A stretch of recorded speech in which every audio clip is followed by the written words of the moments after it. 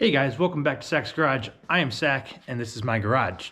So, it's been a while. Last video update I posted was the trailer getting stolen about a month and a half ago. Unfortunately, we have not found the trailer. Got a couple leads from just posting on various Facebook pages in the area. None of them really panned out. But thank you to the people that have been reaching out to me.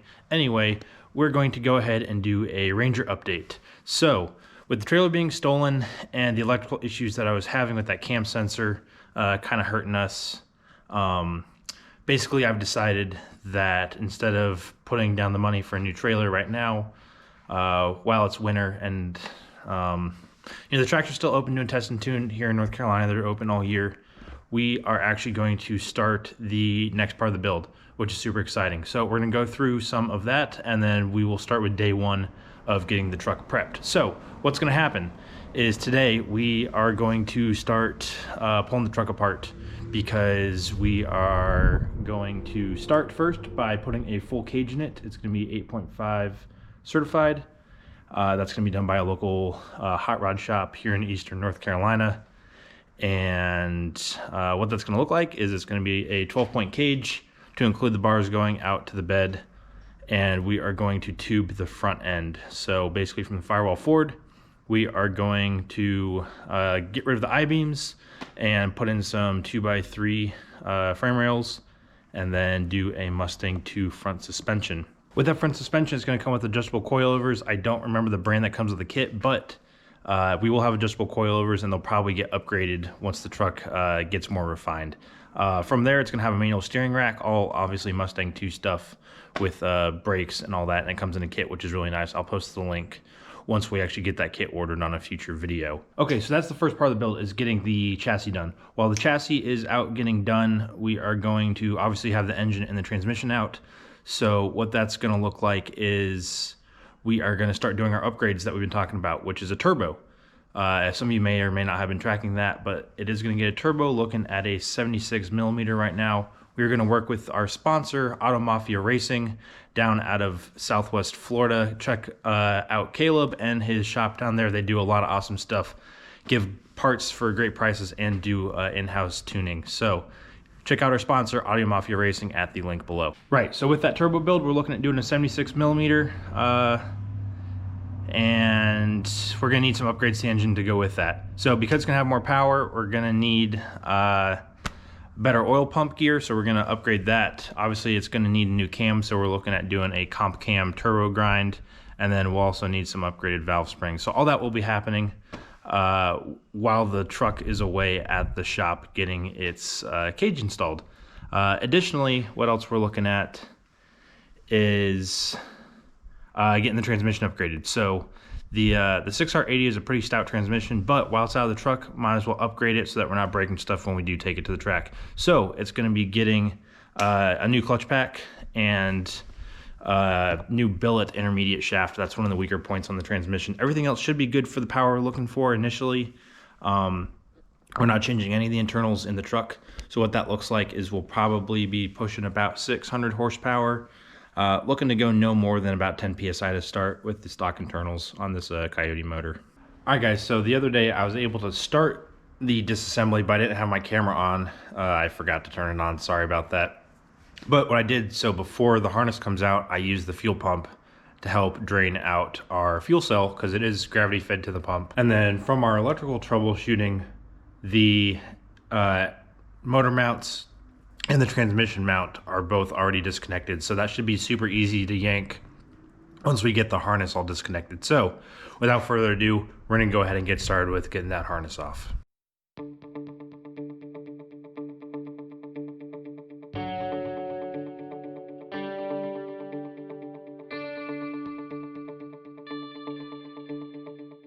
Hey guys, quick friendly reminder that you should always wear your PPE when you're working on your vehicles. I am not able to find my clear safety glasses. I don't know where they are. I don't know if they got lost in my move or what, but I cannot find them. So I'm going to keep looking for them. But I was just under the truck there. I just disconnected the starter, and I was working on getting the trans harness unplugged, and my arm hit some gunk underneath on the frame and under the body and fell right in my eyes. So Reminder to always wear your PPE.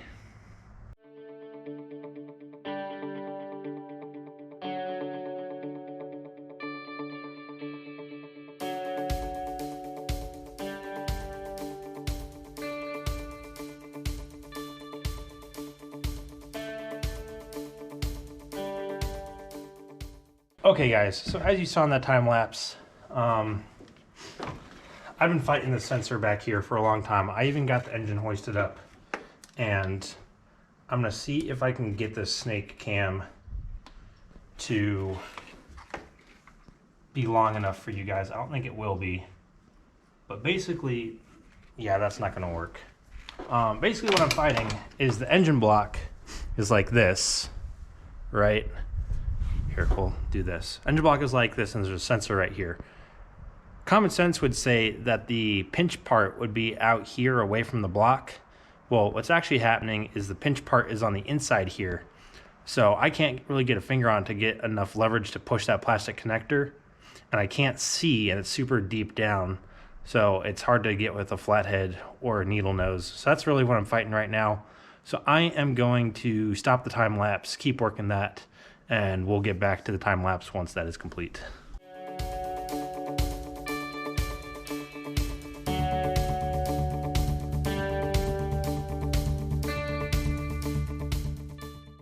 Alright guys, whole wiring harness is out. It's sitting on the floor here. That's the engine and the inside. Got some new rags for cleaning my other truck finally. Had the same ones for the last 10 years, so got that. But in here, all the wiring is gone. Most of it was just here on the floor, and then everything that was tucked up under the dash is all gone now. So the interior is mostly clean. We're going to take out the entire steering column here after we pull the drivetrain, take the pedals off, pull out the seat. We're going to remove this crossbar that I installed. It's welded into the sides here. It's not the best weld, but basically what I did was I cut a circular hole there and then had this pipe actually be longer than the width of the cab, so I had to stick it in the hole in order and slide it in further than you just need right here, so that it has a little bit of extra support forward and back by the sheet metal from the cab, and then welded it in on both sides. And that's simply just to give me a place to strap on my my harness there. And then we still need to take out the rear window. That'll be one of the last things that we have to do. The plan here is, if you look, there's actually enough space here. That's about 3 to 4 inches. But basically right here, when we should be able to, it's called the Pro Street type of rear brace, where instead of being a straight diagonal off of the roof hoop, it actually comes out diagonally and then goes down. So you'll see a lot of trucks that have Lexan on the back, and the bar comes out right about here, because it's going straight down at a diagonal.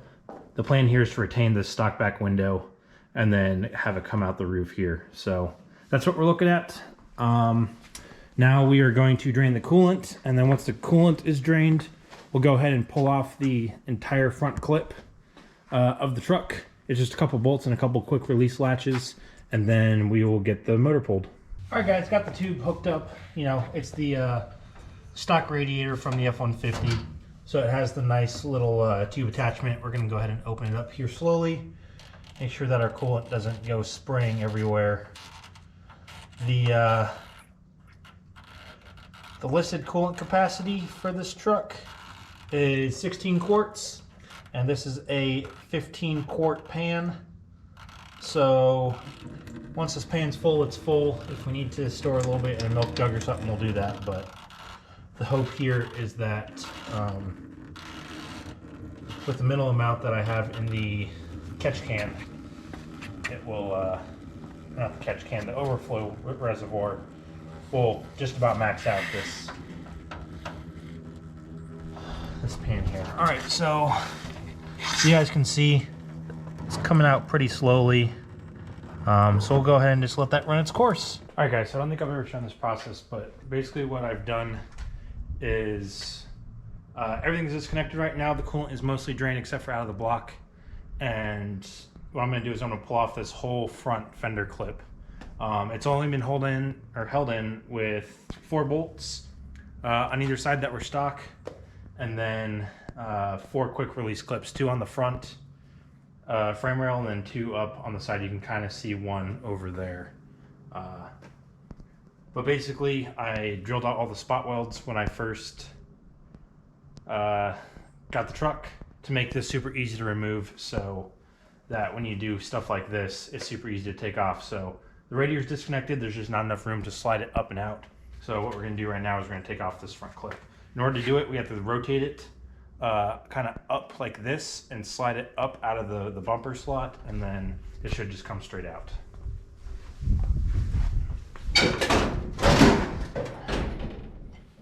There's one side.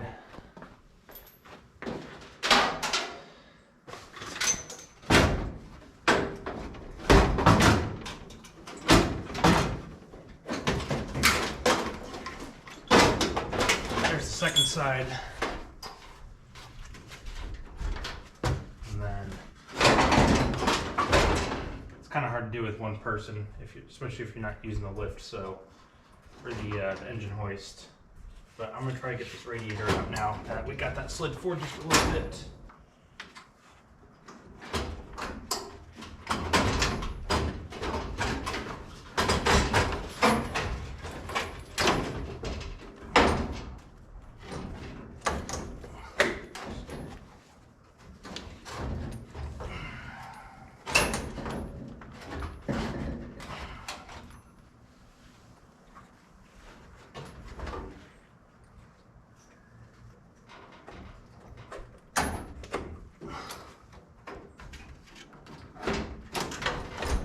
Not quite. It's this top coolant hose here is getting stuck on the fan, so we're gonna keep working this forward if we can. Which it looks like I'm not gonna be able to, so it looks like we're gonna have to really rotate it and get it out before we can get that radiator out. So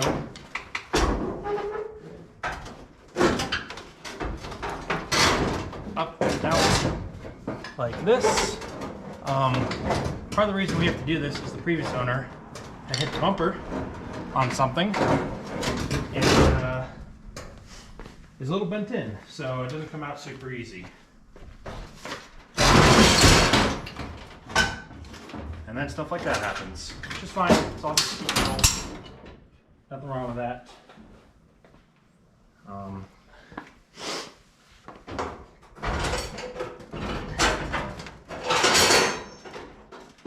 This up, resting like that. Hopefully that doesn't move anymore. We'll go ahead and turn off this petcock on the coolant. Get the last of that out. Without dripping it all over my garage floor, which I kind of just did. It's fine. Got that removed. And now we can take this bad boy out.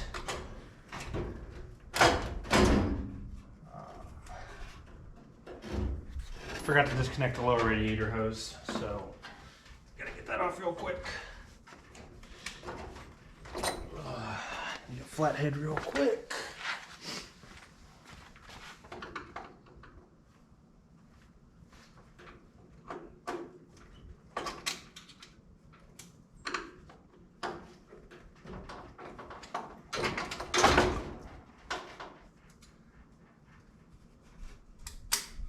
Dripping a little bit, but not bad.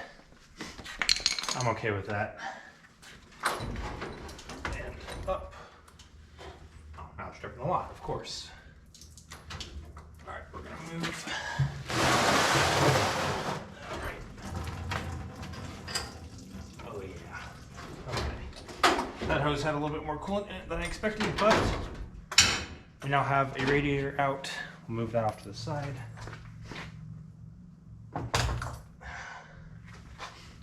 For now. And here comes the big part where this piece is pretty heavy, mostly because it's just awkward, but we're gonna go ahead and take that off. Except we're not, because the stock hood latch is still on there. So I'm gonna pause the video, get that hood latch off, and then we'll finish. All right guys, hood latch is off. cable's out. We're actually going to delete that because we have the hood pins, if you remember from last spring when the hood flew up and smashed the windshield. If you're new to the channel, you can go check that out.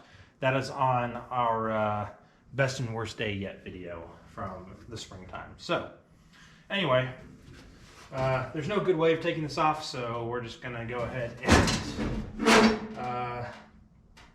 lift up and see what we can do.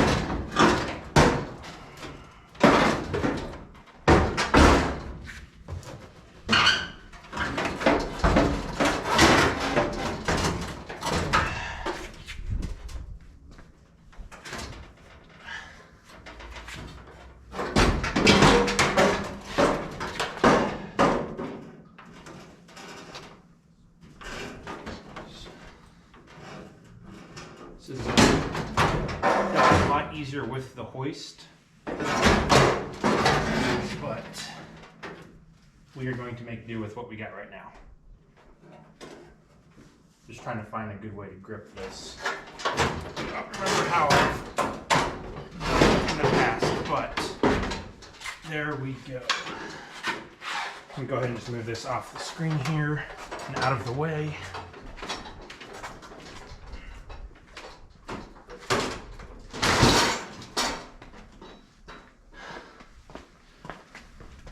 All right, so obviously that's off now.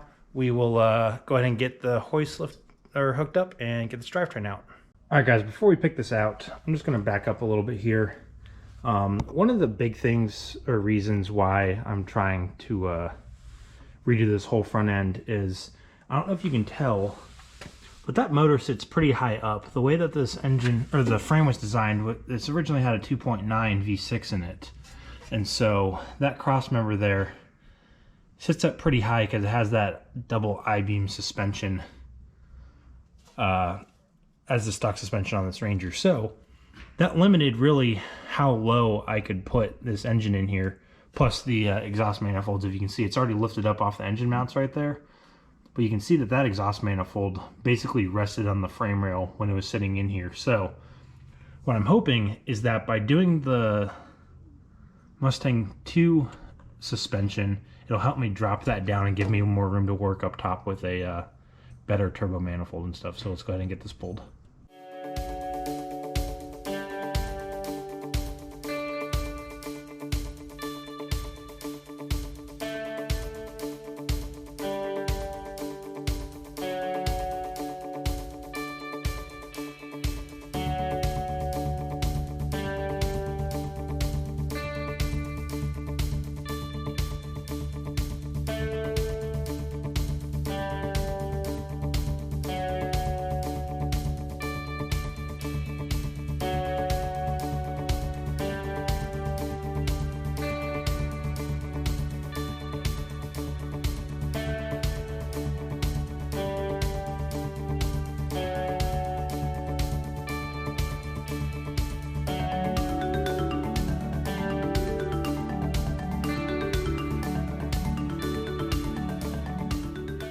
Hi guys, so there she is in all of her glory.